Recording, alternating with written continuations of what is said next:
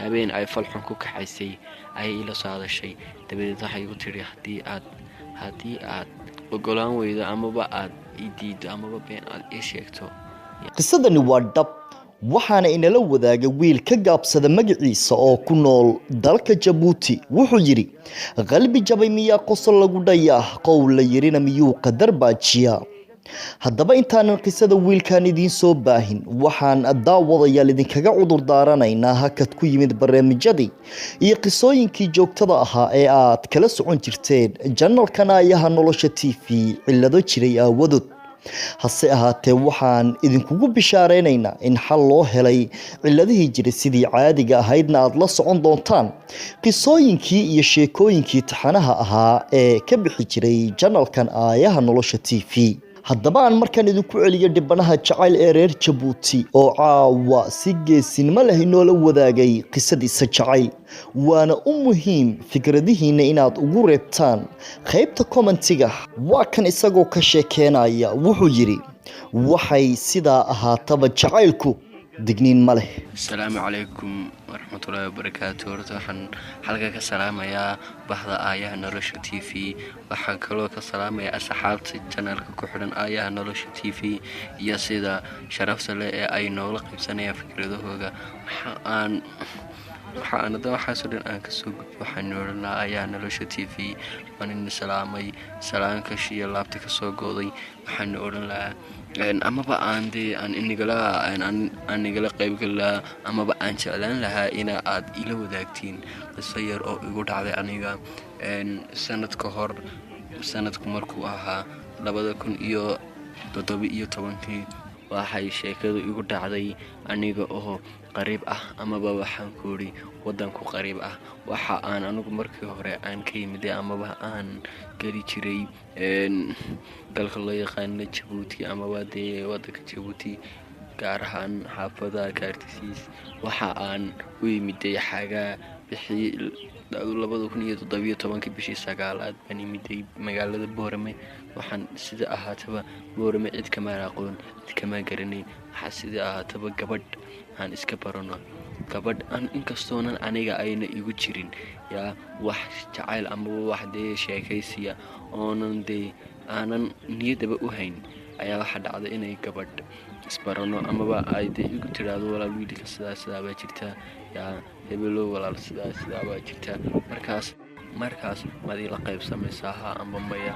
gabadhii waxay sidaataba anigu markii hore horta kaba qaadi waayay runta ayaan u sheegay walaaloy aanu inkastoonan meesha aan ku cusubahay amaba aan gelin iga daaba kool waxa igu adag tahay inaan qaato amaba aan been ku sheego. gabadhii wax runtii diiday habeen kaste waqti kaste seekin kaste saacad kaste waxa ku yiri ayaan kaste igu dul ooyday ayaan kaste waxa ku yiri baroos inagu waad garanaysiin yaa gabadh walaashayo kala markay ku ooydo inuu qalbiga ku xanuunayo.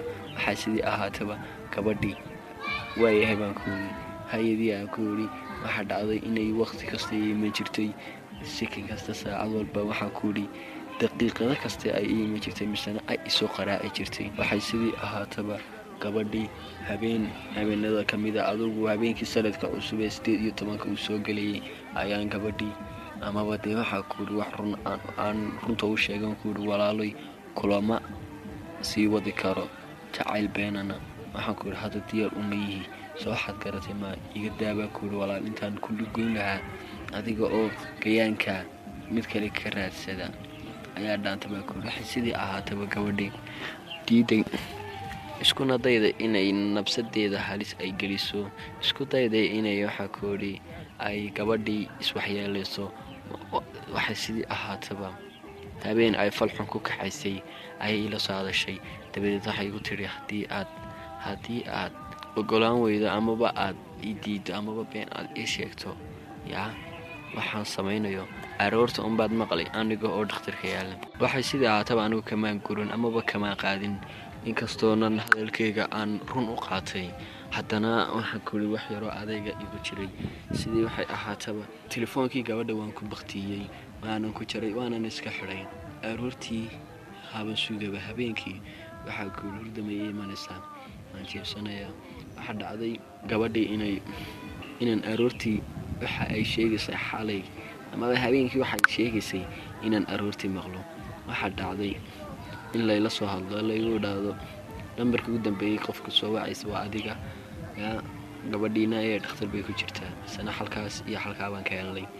waxaa dhacday gabadhii wallaahi galabnimadii dhakhtarka ugu tegey, kana raaligeliyey, kana sasabay, iskana ilowsiiyey wixii oo dhan. gabadhii waxay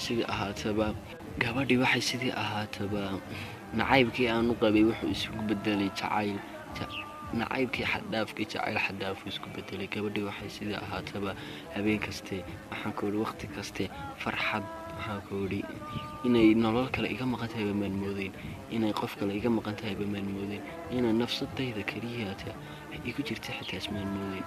awal wadnaha dhaqdhaqaaqiisa maan maqli jirin, balse laakiin intay noloshayda kusoo biirtay gabadhaasi waxaa dhacday wadnahayga dhaqdhaqaaqiisa inaan maqlo, sida uu u shaqaynayo xawaarihiisa inaan ogaado ayay i suurtagelisay. waxay sidii ahaataba gabadhii jacayl xaddaafa isku qaadnay, waxaa ku idhi isku dhimanay. waxay sidii ahaataba gabadhii waqti kaste markay xaafadeedagu amaba siki kasta markii ay waxa dhacday gabadh ay walaalayihiin oo anigana iyaduna markii hore waxaan ku idhi aan is aqoon amaba aan isgaranayn, ayaa waxaa dhacday in ay iyada ka daba shaqayso amaba iyada ay waxaan ku idhi meelaha ay tagto waxay qabato ay soo ogaato amaba ay baadi goobto amaba ay ka daba shaqayso. waxaa sidii ahaataba gabadhii nagalo dir, waxaan ku idhi jacaylkii iyo xigii naga dhexeeyey gabadhii waxuu sii yaraaday, waxuu sii nusqaamay. gabadha ma aqaano waxaan ku sameeyey, gabadha ma aqaano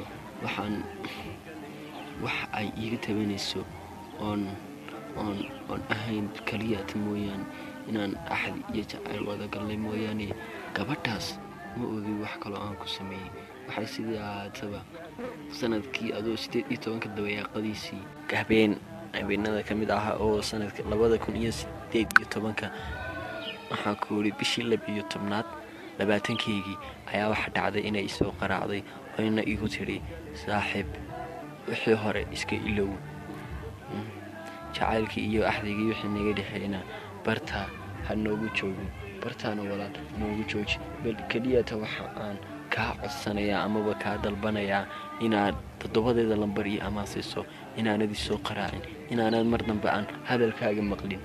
waxay sidii ahaataba gabadhii anigu dib iskula noqday, isweydiiyey maxaad gabadha ku samaysay, maxay kaa tabanaysaa, ma wixii hore ay xasuusan tahay, ma wixii hore ayayna iloobin oo haysataa. waxaa sidii ahaataba gabadhii hadalkayga waxba kamaan soo qaadin, bas ma sidaasaa baan ku idhi haa, ma sidaasaad jeclaatay, haa bay igu tiri. markaas waxaan jeclaystay inaan wax jacayl dambaba aan samayn doonin amaba aanan geli doonin. waxay sidii ahaataba dhaawac qalbiga hadduu mar waxaan ku idhi dhaawac soo gaadho lagama yaabo sida loo daweeyo, lagama yaabo inuu dib u bogsado qofka aad beritoole aad ka aamin baxdana, lagama yaabo inaad dib aaminaadiis ay u timaado, lagamana yaabo inaad xidhiirka si fiican aad sii wadiin. waxay sidii ahaataba nolosha hadda qaraar iyo macaankayga waan kala gartay. waxay sidii ahaataba god aakhira iga roon gebdhahaasay ii galeene, god aakhira iga roon gebdhahaasay ii galeene, go'e anaa igaartaye mana gacalkayga soo gafee, go'e anaa igaartaye mana gacalkayga soo gafee, god aakhira iga roon gebdhahaasay ii galeene, god aakhira iga roon gebdhahaasay ii waa tabintii shaacir haddaba daawadayaal si aad uga bogataan sheekooyin iyo qisooyin dhab ah oo quseeya waayaha nolosha ku xirnaaw oo subscribe saar beejkan cusub ee aayaha nolosha TV inala wadaag oo inoo soo dir maalmaha murugada iyo mahadada kugu beeray ee aan ka go'in xasuustaada adigoo fariin inoo soo diraya